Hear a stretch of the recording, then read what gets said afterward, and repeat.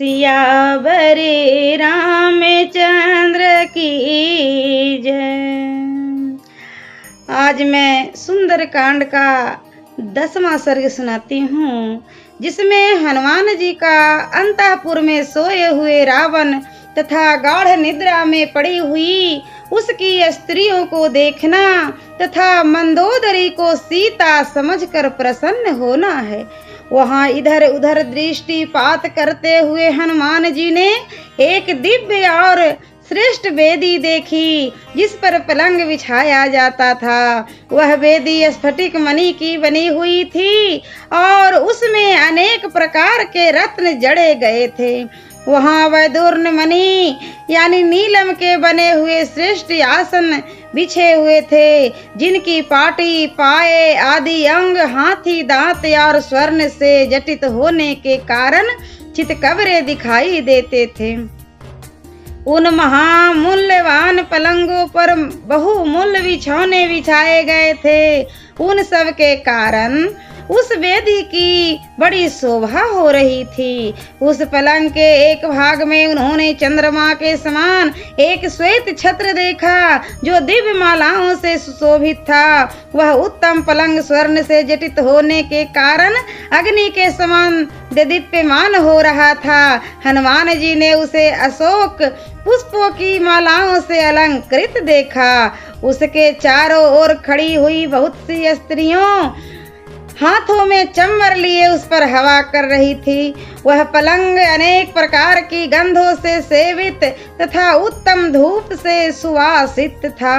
उस पर उत्तमोत्तम बिछौने बिछे हुए थे। उसमें भेड़ की खाड़ मड़ी हुई थी तथा वह सब ओर से उत्तम फूलों की मालाओं से सुशोभित था। उस प्रकाशमान पलंग पर महाकपि हनुमान जी ने वीर राक्षस राज रावण को सोते देखा, जो सुंदर आभूषणों से विभूषित इच्छा अनुसार रूप धारण करने वाला दिव्य आभरणों से अलंकृत और स्वरूपवान था। वह राक्षस कन्याओं का प्रीतम तथा राक्षसों को सुख पहुंचाने वाला था। उसके अंगों में सुगंधित लाल चंदन से अनुलेपन लगा हुआ था, जिससे वह आकाश में संध्या काल की लाली तथा विद्युलेखा से युक्त मेघ के समान शोभा पाता था। उसकी अंग कांति मेघों के समान श्याम थी। उसके कानों में उज्जवल कुंडल झिलमिला रहे थे। आंखें लाल थी और भुजाएं बड़े बड़ी। उसके वस्त्र सुनहरे रंग के थे। वह रात को स्त्रियों के साथ क्रीड़ा करके मंदिरा पीकर आराम कर रहा था। उसे देखकर ऐसा जान पड़ता था मानो वृक्ष वन्य और लता गुलमों से संपन्न मंदराचल सो रहा हो। सुंदरी युवतियां धीरे धीरे उन बाहों को दबाती थी। उन पर उत्तम गंध द्रव्य का लेप लगा हुआ था। वे यक्ष, नाग, गंधर्व, देवता और दानव सभी को युद्ध में रुलाने वाली थी। कपिवर हनुमान ने पलंग पर पड़ी हुई उन दोनों भुजाओं को देखा। वे मंदराचल की गुफा में सोए हुए दो रोष भरे अजगरों के समान जान पड़ती थी। उन बड़ी बड़ी और गोलाकार दो भुजाओं से युक्त पर्वताकार राक्षस राज रावण दो शिखरों से संयुक्त मंदराचल के समान शोभा पा रहा था। उसका कुंडल प्रकाशमान मुखारविंद अपने स्थान से हटे हुए तथा मुक्तामणि से जटित होने के कारण विचित्र आभा वाले स्वर्णमय मुकुट से और भी उद्भासित हो रहा था। उसकी छाती लाल चंदन से चर्चित हार से सुशोभित उभरी हुई तथा लंबी चौड़ी थी। उसकी आंखें लाल थी। वह स्वच्छ स्थान में खड़े हुए उरद के ढेर के समान जान पड़ता था और सर्प के समान सांसें ले रहा था। उस उज्जवल पलंग पर सोया हुआ रावण गंगा की अगाध जल राशि में सोए हुए गजराज के समान दिखाई देता था। पत्नियों के प्रेमी उन महाकाय राक्षस राज के घर में हनुमान जी ने उसकी पत्नियों को भी देखा, जो उसके चरणों के आसपास ही सो रही थी। वानर युद्धपति हनुमान जी ने देखा उन रावण पत्नियों के मुख चंद्रमा के समान प्रकाशमान थे। वे सुंदर कुंडलों से विभूषित थी तथा ऐसे फूलों के हार पहने हुए थी जो कभी मुरझाते नहीं थे। वे नाचने और बाजे बजाने में निपुण थी। राक्षस राज रावण की बाहों और अंक के स्थान पाने वाली थी तथा सुंदर आभूषण धारण किए हुए थी। कपिवर हनुमान ने उन सबको वहां सोते देखा। उन्होंने उन सुंदरियों के कानों के समीप हीरे तथा नीलम जड़े हुए सोने के कुंडल और बाजूबंद देखे। ललित कुंडलों से अलंकृत तथा चंद्रमा के समान मनोहर उसके सुंदर मुखों से वह विमानाकार पर्यंक तारिकाओं से मंडित आकाश की भांति सुशोभित हो रहा था।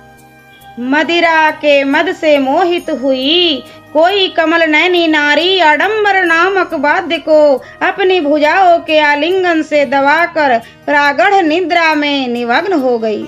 कोई दूसरी युवती निद्रावश जल से भरी हुई सुराही को लुढ़काकर भींगी अवस्था में ही बेसुध सो रही थी। उस अवस्था में वह बसंत ऋतु में विभिन्न वर्ण के पुष्पों की बनी और जल से छींटे से सींची हुई माला के समान प्रतीत होती थी। निद्रा के बल से पराजित हुई कोई अबला सुवर्ण में कलश के समान प्रतीत होने वाले अपने कुचों से दोनों हाथों से दबाकर सो रही थी। पूर्ण चंद्रमा के समान मनोहर मुख वाली दूसरी कमल लोचना कामनी सुंदर निस्तंभ वाली किसी अन्य सुंदरी का आलिंगन करके मद से विह्वल होकर सो गई थी। उन सब की सैयों से पृथक एकांत में बिछी हुई सुंदर सैया पर सोई हुई एक रूपवती युवती को वहां हनुमान जी ने देखा। वह मोती और मणियों से जड़े हुए आभूषणों से भली भांति विभूषित थी और अपनी शोभा से उस उत्तम भवन को विभूषित सा कर रही थी। वह गोरे रंग की थी, उसकी अंग कांति सुवर्ण के समान दमक रही थी। वह रावण की प्रियतमा और उसके अंतःपुर की स्वामिनी थी। उसका नाम मंदोदरी था। वह अपने मनोहर रूप से सुशोभित हो रही थी, वहीं वहां सो रही थी। हनुमान जी ने उसी को देखा। रूप और यौवन की संपत्ति से युक्त वस्त्राभूषणों से विभूषित मंदोदरी को देखकर महाबाहु पवन कुमार ने अनुमान किया कि यही सीता जी हैं। फिर तो ये वानर युद्धपति हनुमान महान हर्ष से युक्त हो आनंद मग्न हो गए। वे अपनी पूंछ को पटकने और चूमने लगे। अपनी वानरों जैसी प्रकृति का प्रदर्शन करते हुए आनंदित होने, खेलने और गाने लगे, इधर उधर जाने लगे। वे कभी खंभों पर चढ़ जाते और कभी पृथ्वी पर कूद पड़ते थे। सियावरे रामचंद्र की जय। और मैं अगले वीडियो में सुंदरकांड का 11वां सर्ग सुनाऊंगी।